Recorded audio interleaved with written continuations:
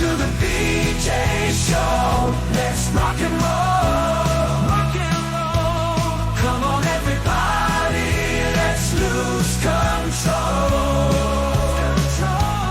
Brad and John, they're the ones to follow.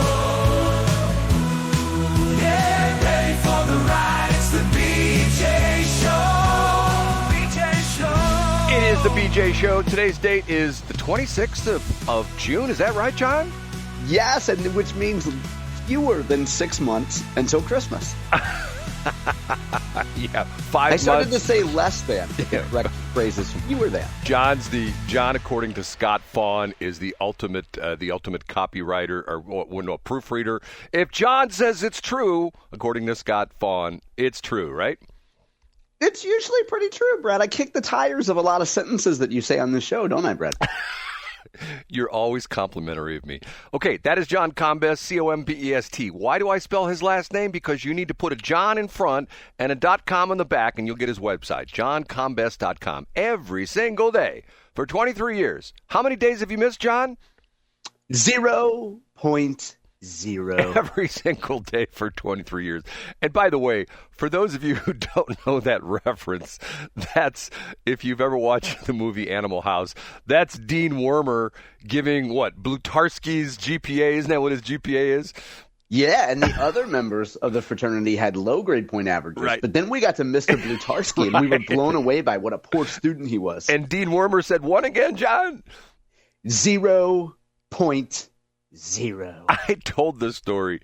His real name, I looked it up not too long ago. An actor's been in a lot of different things. And there was an interview I saw of him that he's on a plane.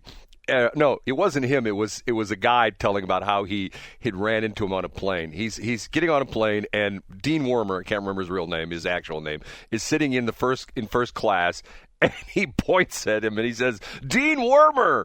And the actor who played Dean Wormer says, "You know, I've played other parts." Exactly. And but people's idea of they see a movie character and then they think the person is like that in real life. Right. Johnny from the Karate Kid movies tells a story of how for years he would go to neighborhood picnics or house parties, and people would look at him with scorn. And they'd be like, jerk. Yeah, and he's like, dude, I was playing a character. Right. Well, what's the old thing of being typecast? Some of those roles you don't necessarily want to accept. Okay. Anyway, what we do is we bring in this guy right here. He's an authority. We dust him off, pull him out of the grave. And what's your name again, sir? Hold on a minute. I screwed up. John, my first mistake and last mistake today. I wish it's so technical. It happens, Brad. It's just execution. By the way, I forgot before it just hit my mind. I have something that I have an ongoing situation that you'll know about when you read it. And it's a very long, almost 4 pages, single space. If I send it to you, will you give me, not necessarily pick it apart grammatically or things like that, but tell me if you think I'm going too far? Sure, I'd be happy to, Brad. Okay, this is something I'm actually going to file with the federal government. And I'm making some accusations that I can prove, but I have to get Mr. former Monsanto/Bayer comms expert John to essentially say, Brad, I don't think I'd say that. Yeah, I won't nitpick it, Brad, but we'll look at kind of the storytelling and see if there's anything maybe that we could tighten up a little bit. If it's 4 pages, there's probably something we could tighten up, right? No, there's nothing. It should have been like... I'd be pleased to look at it, Brad. It should have been 6, but that's a whole other story. Okay, we bring in this guy. I'm Casey Kasem. And what do you do, sir? Now on with the countdown. And we start with... In third place... Boy, Brad, it wouldn't be the first time you promised 6 and only delivered 4. But here's the thing. If you go to St. Louis Public Radio today, there is a sad headline from Kate Grumke. The headline reads, "A St. Anne woman died in her hot apartment. Ameren had shut off her power." That seems pretty heartless of the good old former Union Electric. As we dig a little deeper, Brad, as it turns out, there's a lot of controversy about the fact that Missouri has one of these hot weather, cold weather laws where utility companies can't cut off heat or electric if a temperature goes below a certain point or above a certain point. It turns out that this woman had chosen to not pay her electric bill and Ameren shut the woman's electricity off on June 11th. So the woman was 55 years old, which I think you and I would both agree is not very old, Brad. Nope. But Ameren turned her electric off for non-payment on June 11th, and she was found dead in a hot apartment Monday evening in St. Anne. Now, I bring this up, Brad, because if you're reading the headline here, it would seem as though, after the string of hot days we had, that Ameren just up and cut off this woman's electric during 100-plus heat index days, which clearly isn't what happened here. They cut off her power on June 11th. But I wanted to juxtapose this, Brad, with another headline that I have on my website today from the Jefferson City News Tribune. The headline is, Ameren donates free air conditioners to needy. And when you go back to, and now let's go back to the St. Louis Public Radio piece, Brad. We'll hopscotch back and forth here. Ameren says, they do the empathy statement. We're sorry to hear about the passing of one of our customers. They point out that they have payment plans for folks who can't actually pay their full bill. They have payment plans. They also point people to cooling centers. So what I think is curious about this, Brad, is I don't know how Ameren can win. Like, at a certain point, you have to collect receipts from your customers. You have to actually have income here. It's being your income is being moderated by the Missouri Public Service Commission, whether you're Spire or Missouri American Water. Let's stick to energy and gas here. If you're Ameren, I don't know how you win here. You got to at some point cut off service to people who make the conscious decision to not pay your bill and not enter one of your payment plans. And then on occasion, someone will pass away. And Brad, I forgive me because I should have mentioned this right away. Police say that this woman had other health issues. Now, again, the reason why I brought up the fact that she was 55 is because it's pretty clear that she didn't die because of Ameren. The quote from the police spokeswoman is, she did have several medical issues that we think may have contributed to her passing. I think if you're 55 and you pass away, it's not because Ameren cut your heat off or cut your power off. John, I'm old enough, and I'm much older than you, but we didn't have air conditioning till my brother was born. And almost everybody in my neighborhood did not have air conditioning. Okay, you go back into the 1800s, early 1900s, probably up until probably in the 1900s, probably until the 70s. Air conditioning was not considered almost mandatory in a house. And you go back, and my mom and dad used to talk about the fact that at one of the apartments they lived in had like a porch, like they were on a second floor when they first got married. They were on an apartment in U City, and it had a porch. It had like one of those, steel grated, floors. You know what I'm saying? It's like, I know what you mean. Yeah. Okay. They slept on when the summer got hot, they slept on there. They put down some blankets and slept on there. Okay. You go back in history, and if you pull stuff in the Post-Dispatch, you will see people when temperatures got very hot in St. Louis. Where did they sleep? They slept alongside major thoroughfares. Do you know why, John? Because it was much cooler there. The cars passing by would cool you down. Exactly. It was like having big fans. And I'm going like, okay, what's happened? Have we become, through, I don't know, what do you call it, evolution? Have we become less tolerant of the heat? I mean, how did people live? No, we have become pansies. Well, how did people live in, let's go back to the early days of St. Louis, how did they live after World War II? I mean, like after the Civil War and up through World War I, World War II, how did they live without air conditioning? The real non-sarcastic answer is we've been conditioned to a temperate climate, to working at all year long at 72 degrees, between 68 and 72. And we're not accustomed to this. And by the way, when we talk about people being pansies because of hot weather, clearly not talking about this 55-year-old woman who had medical issues. She obviously was not in a good spot if she could not pay her electric bill. And I guess let's go back to this, though, Brad. And I should have mentioned this as well. I guess the cutoff for the state law is 95 degrees or 105-degree heat index. So that triggers the hot weather law where utilities cannot cut off their service to customers. And by the way, being the guy who is the media observer, another black eye for the St. Louis area, because believe it or not, that story that you just gave was featured on Fox News on their national broadcast last night and this morning, and the whole story about the lady in St. Anne, Missouri, and it was they took the Fox 2 reporter, whoever from Fox 2 did that. So once again, we look like jerkazoids in the nation. Oh, those guys in Missouri, they're terrible. That poor 55-year-old lady died in her oven apartment. Get what I'm saying, John?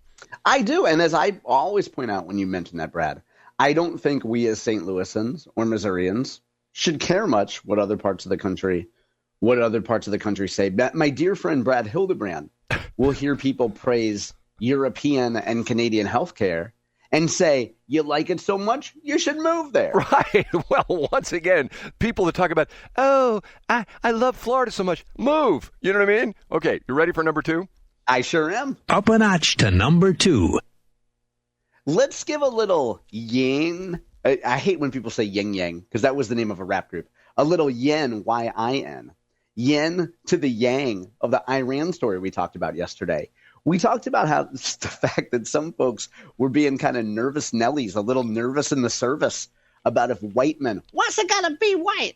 If Whiteman Air Force Base might be a target from Iran because, Whiteman Air Force Base supplied those B-2 bombers that did some damage in those Iran strikes. Anyway, we talked about the fact that Mizzou professor, the unfortunately named Dr. Quackenbush, mentioned that we probably don't have much to be worried about here in Missouri. It's not like Iran's going to hop in their bombers and fly halfway across the country to Whiteman Air Force Base.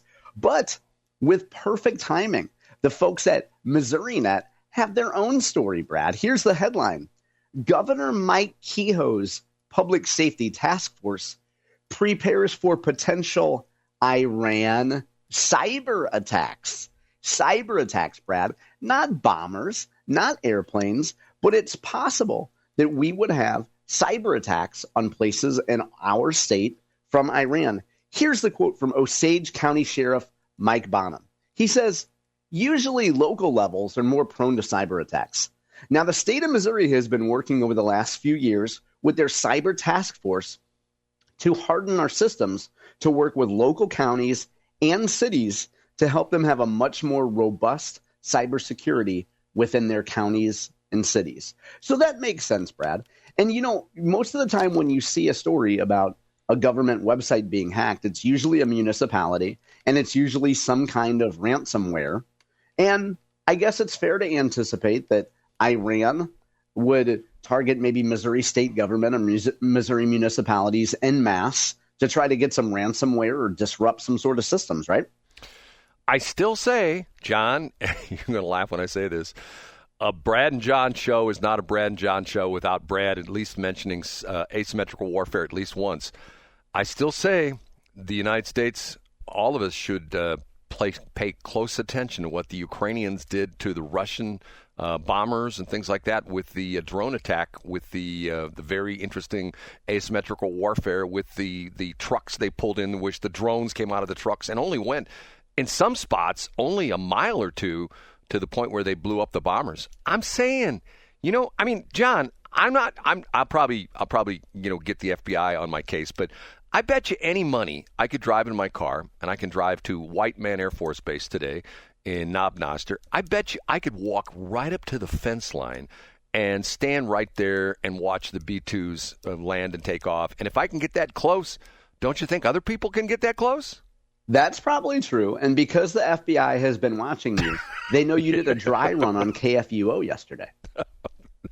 You pull right into the Lutheran Church Missouri Synod. You go through those winding roads. You tell them you're actually from the Emmaus homes. And they're like, isn't that a winery and hotel now? You say, don't bring it up. It's a sore subject. But yeah, I think the FBI knows that you did a dry run yesterday, Brad. John, I don't know if you know. Do you know where the Lutheran Church, their headquarters is? Do you know where this is at? It's right by Vianney, right? That's what's sort of funny to me. You go up the driveway. It's a common driveway. And the first place is the Lutheran Church Missouri Synod World Headquarters. And then, like 20 feet from that, you're in the parking lot of Vianney High School, talking about the Catholics and the Lutherans, mixing it up in the parking lot. You know what I'm saying? If there's one thing they can agree on, it's let's stop Brad Hildebrand's signal. Yes, no kidding. Okay. Last but not least. You really bring these religions together. Trump should send you to the Middle East, Brad, and then everybody could unify in their dislike for you. John, I'm the guy who's like, hey, hold on a minute. I'm the guy. See, I'm channeling. You're the guy. You know who I'm channeling, John? Who am I channeling? If I can get the right one here. I know. Let me think. Is he a PCP enthusiast who flops around on the ground while officers Wynn, Kuhn, and Brasino beat some sense into him? I want to say, can we all get along? Can we get along? That's my motto. Can't we all get along? Okay, we ready for number one? Yes, says the guy writing a 6-page letter to the Lutheran Church. Go ahead, Brad. The number one. Not to the Lutheran Church, to the FCC. It wasn't to the Lutheran Church. It was to the federal government. I'm sorry, right. Brad. I got that wrong. Okay. From the Missouri Times, Jake Kroesen, an analysis piece on Governor Kehoe's police board picks. Brad, yesterday, I'm out in semi-public. I look up at a large television, and there's a story about the police board. And it shows, can you believe Don Brown gave $5,500 over a period of 5 years to Mike Kehoe? What outrageous money that is. And then there's 2 other members of the police board that gave $1,000, and then somebody else gave $500.